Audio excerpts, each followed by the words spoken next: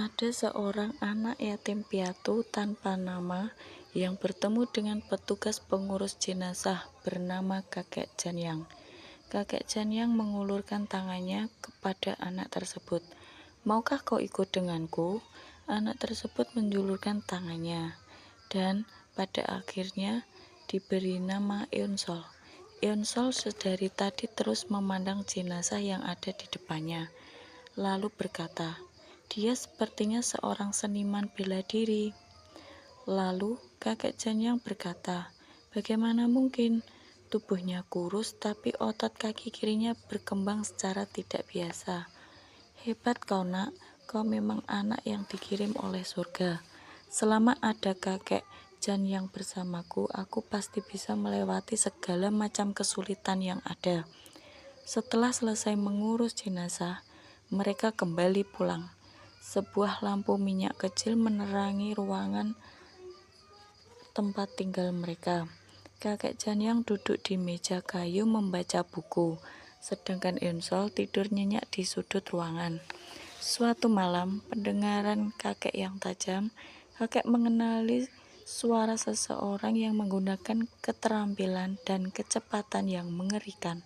Kakek meniup lampu minyak lalu diam-diam melangkah keluar, membuka gerbang depan dan perlahan berjalan keluar. Menyadari ada sesuatu yang aneh, kakek tiba-tiba membangunkan Eunsul dan berkata, "Bagaimana kalau kita melakukan permainan mayat lagi malam ini?" Kata Eunsul, "Apa malam-malam begini?"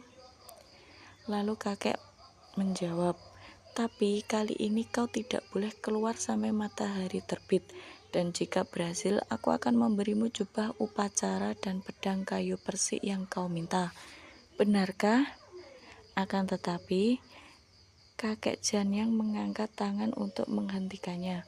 "Masuklah kau ke peti mati besi." Dahulu kala ketika Eunsul bertanya, "Untuk apa peti itu?" kakek lalu menjawab, "Itu peti mati yang akan kugunakan saat aku mati." Eunsul menolak, namun kakek berkata, "Jangan khawatir, ini hanya ujian agar aku bisa membelikanmu jubah dan pedang." "Baiklah kakek." Wush, suara angin datang lagi. Tak berselang lama ada suara berkata, "Pedang iblis 7 jari Janyang, akhirnya aku menangkapmu." Ketika Janyang membuka matanya, seorang pria berjubah hitam mendekat dengan postur sempurna. Janyang menghela nafas panjang lalu berseru, "Sudah lama sejak terakhir kali aku mendengar nama itu. Pendekar pedang iblis terhebat, seseorang bela diri yang memotong 3 jarinya sendiri untuk menyempurnakan teknik pedang tirani, seorang pembunuh hebat yang memburu para pahlawan sejati dan para guru tersembunyi, meninggalkan posisimu sebagai wakil raja istana iblis, menghilang tanpa jejak, bahkan melakukan pekerjaan menyedihkan, sungguh menggelikan, hahaha. Aku ingin menebus dosa-dosaku," kata kakek Janyang.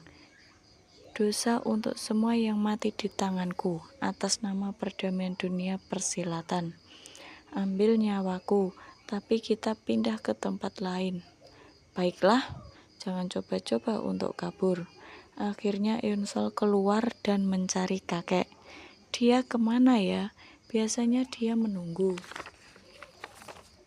Eunsul berlari sambil berteriak, "Kakek, kakek kenapa? Apa yang terjadi?"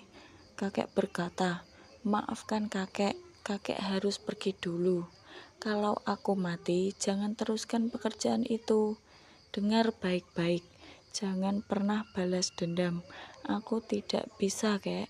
Aku tidak akan pernah memaafkan orang yang melakukan ini pada kakek."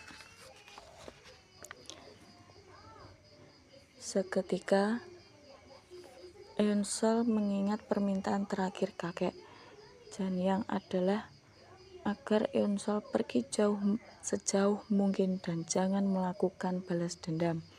Akan tetapi bagi Eunsul, setelah kakek mati, hidupnya sudah hancur. Baginya Sudah tidak ada jalan keluar lagi selain pembalasan dendam.